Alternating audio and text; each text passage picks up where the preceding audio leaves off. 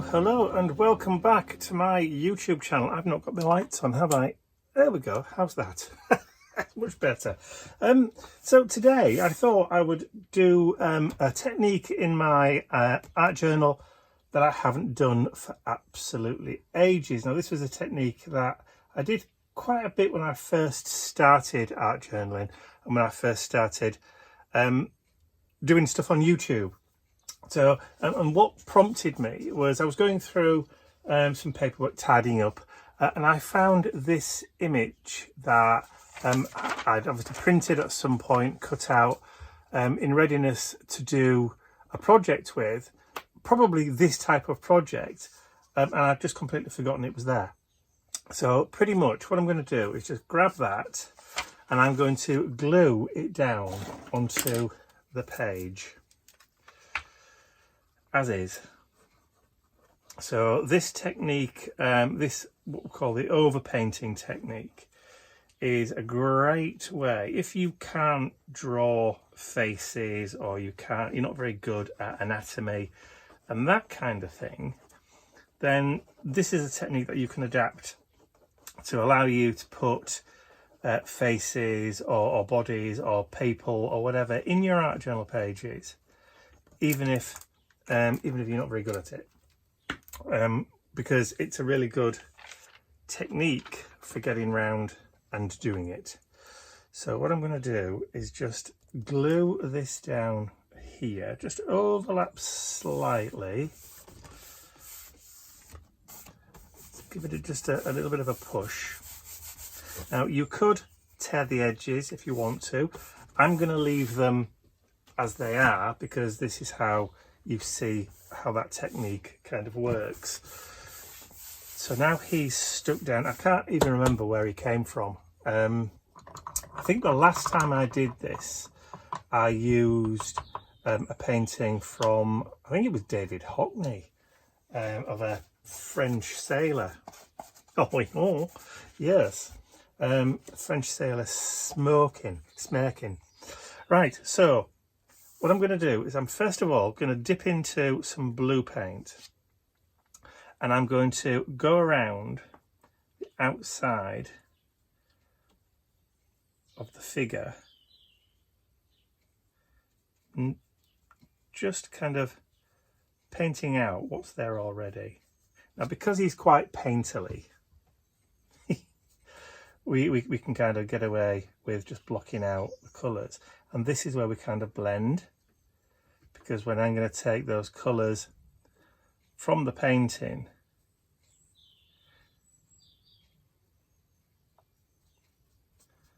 like so and then extend it, I can't really extend it up there because it's going to go into the spiral, but we can just do it a little bit just to kind of break it up. And this is where it kind of hides what was there previously, and it blurs the edge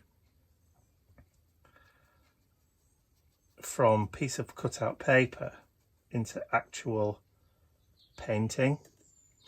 So we'll keep the chair in, but just go over that a little bit. And then over here, we can start kind of just breaking up broad strokes where that edge is. Don't worry if you're looking at it going, oh, well, you're putting blue everywhere. It doesn't matter. It really, really doesn't matter, because all we're really interested in is kind of hiding that line of where it runs from the edge of the paper. All right, so now I've got just that little bit of blue down. I can now come back in with some red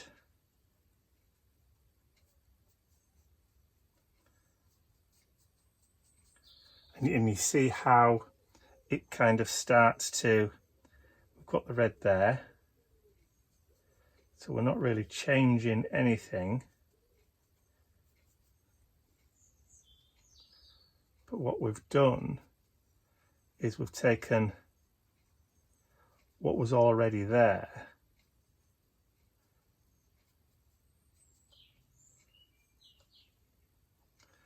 and extended it.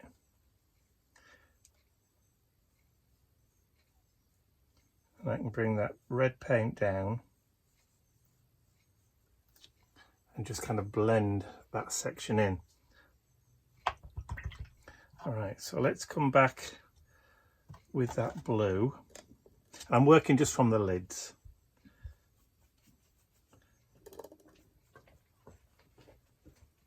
That sounds like a Mr. Ian walking past. I've got the door to my shed open again today. It's another warm one. It really is another warm one today. And I'm just using big kind of painterly brush strokes because that's what was in there originally. And I'm just going to create a kind of broken up background, and then we'll just leave kind of like that edge a little bit diffused at this side. Bring that brush stroke back in over here. Okay, oh, sorry for jiggling the table. Now, can you see how it starts to kind of blend in? All right, so I do need to try and change the way that my camera is attached to this bookcase in front of me. All right, so what I want to do, I'm going to grab some of that orange colour now, and then I'm going to just kind of bring that in.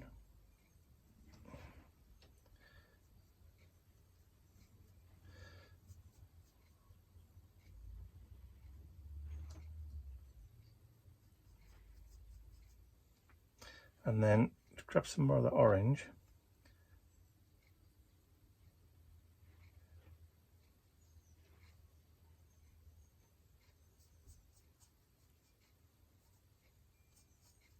And we're just going to break up the background. It's drying really, really quickly at the moment because it's very, very warm out there.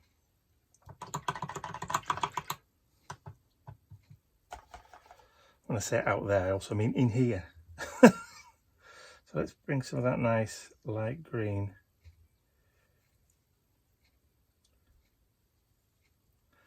Get that balance back where it was.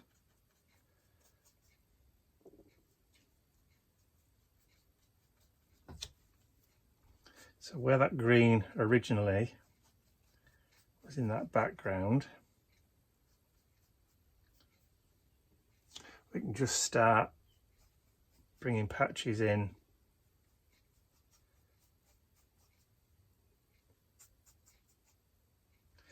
And then looking at where we were down here at the bottom.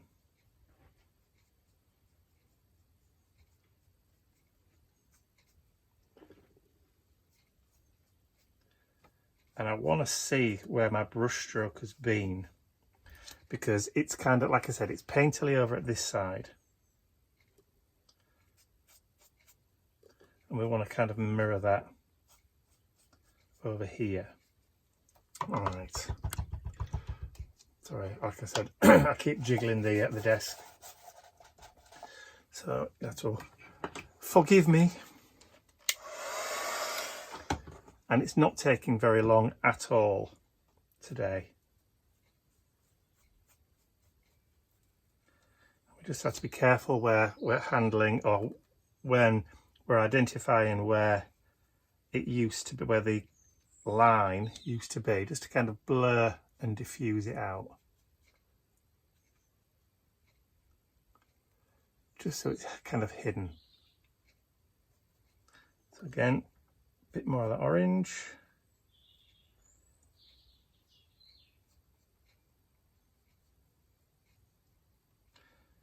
Just to help it pop a little bit more.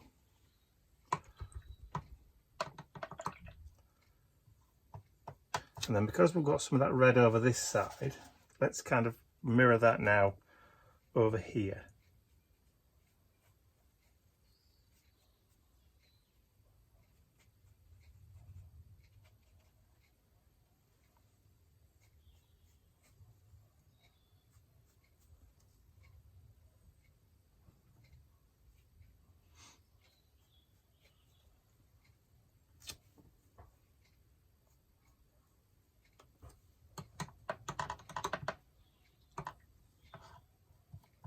And it doesn't have to be graphic, it doesn't have to be, you know, too, you know, it's supposed to be a chair, or it's supposed to be this, it's supposed to be that. It doesn't need it. All it needs is for the colours to be kind of concise right the way across. See, he's not disappeared. I think maybe his face has lost a little bit, so I'm just going to bring in a little bit of that blue.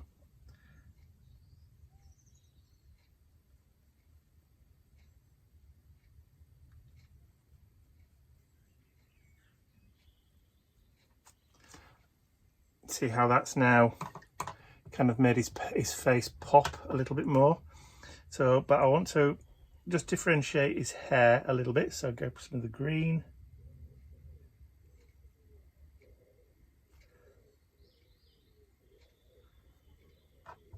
I've got to be careful not to get the brush too wet. So it now starts to kind of stand out on his own a little bit. Let's bring a little bit of that green back in here, just to kind of balance at the other side. And we don't need a huge amount, just a little, just to kind of balance it. And we've got the green over this side too, which is fine. And I think now we need just to tone down that other colour a little bit. So we'll go back over the top with some of that blue, just to start, you know, toning it down a little bit. Just lightly brush over.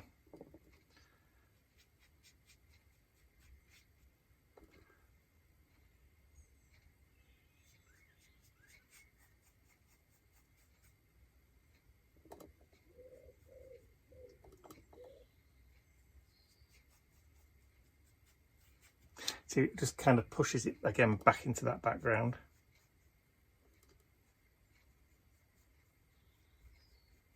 If you think there's just too much of one colour, this is the way to get rid, and you can break up those spots, kind of like those oranges.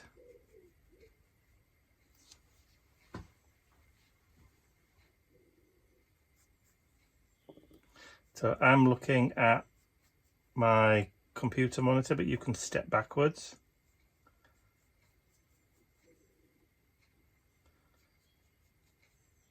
And just look at it from a distance. Survey it from a distance and see what you think. Just in the same way that some artists turn a picture that they're painting, if they're having difficulty with a particular composition, they turn the painting upside down. So then it becomes less about a tree or more about the shape. Okay, so I'm looking at that and seeing all this green here and thinking, just break that up, just maybe across the middle.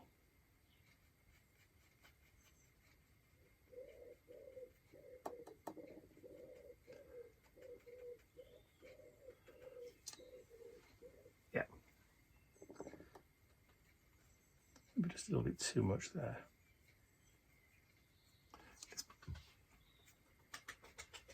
There we go. And maybe a little bit more blue back into here.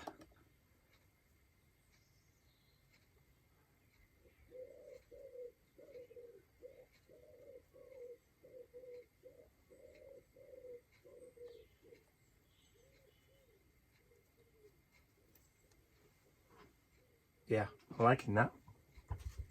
All right, so let me just get all this dry, and then I can put all these paints away.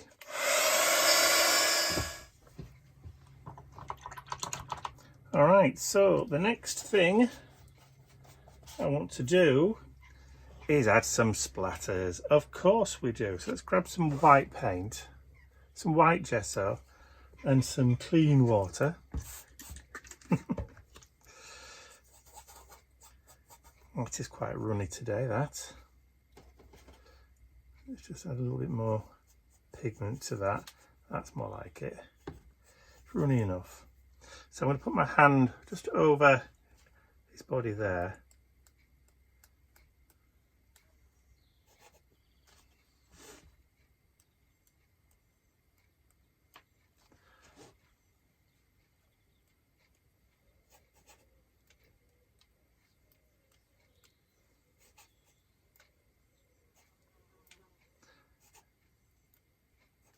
and then just a tad, just there.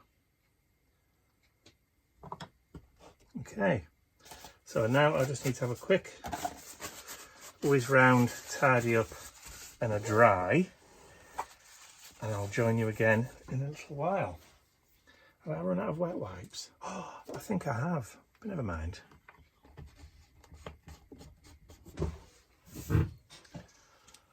All right, so just to complete what we're doing, because we've painted, we've created a different background, we've blended him in, just want to add a little bit of stenciling there, just so that, you know, just so that we're showing willing.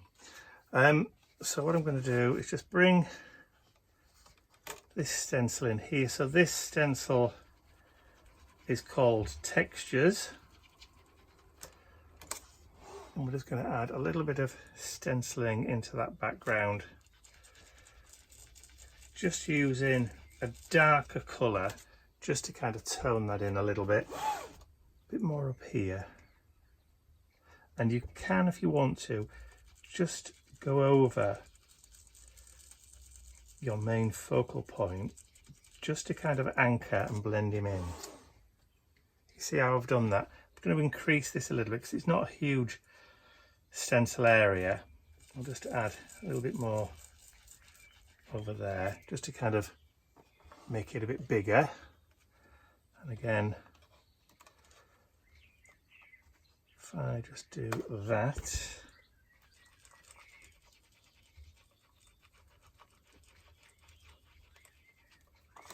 there we are. Just adds a little bit more detail and texture to the background. All right, so now we've done that. Versifying Claire Fallen Leaves, by the way, that's what I was using, like I said, and the stencil's called Textures, which is still available on my website. Yes, shameless plug, it's my video, I can plug my own product. All right, so the next thing I want to do is just glue in a little bit of a quote or a phrase.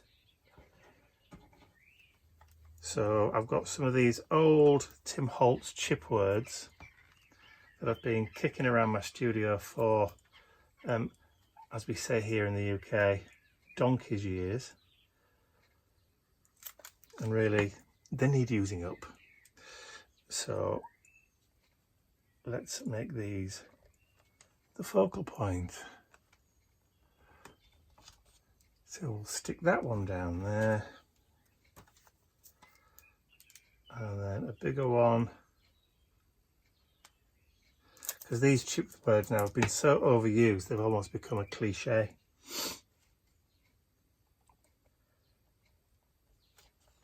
Whenever you see them, it's like, oh right, okay, that old chestnut again. But you know, we've all got thousands of them. I've got a big tub full of them. But I think in this instance, you can be forgiven. Because like I said, they do need to be used up. And I'm going to just stop there right now because I don't think it really needs anything else. So that's how we take a pre-printed element, either from a magazine or something you've printed from the interwebs, you've stuck it down onto your page, and then you've blended that focal point into and created your own abstract or your own background, or you've extended the image. I remember one I had a photograph a while ago of two young boys playing leapfrog on a street, and I extended a wall and a pavement across the other side of the page. You can do that kind of thing if you want to. There are lots of ways of doing it. I've decided just to carry on with this one as an abstract background, like I did with the David Hockney one that I did as well. But that one, if you want to go a bit more graphic, like I said, had the boys playing hopscotch leapfrog, and then it extended the pavement and the wall that they were playing in front of down one side to the other side of the page. It's a good technique to learn, so have fun playing with it if you want to. Start small. Right, so I'm just waffling now, aren't I? Okay, so I hope you've enjoyed watching me create this art journal page today. If you have, please remember to give the video a thumbs up, share it with your friends, and if you haven't subscribed to my YouTube channel already, you can do so by clicking the button at the end of the video. That's all from me for now. I'll see you all again very, very soon. Bye for now. Oh, I forgot to sign it, didn't I? But I'll do that in a minute. Bye.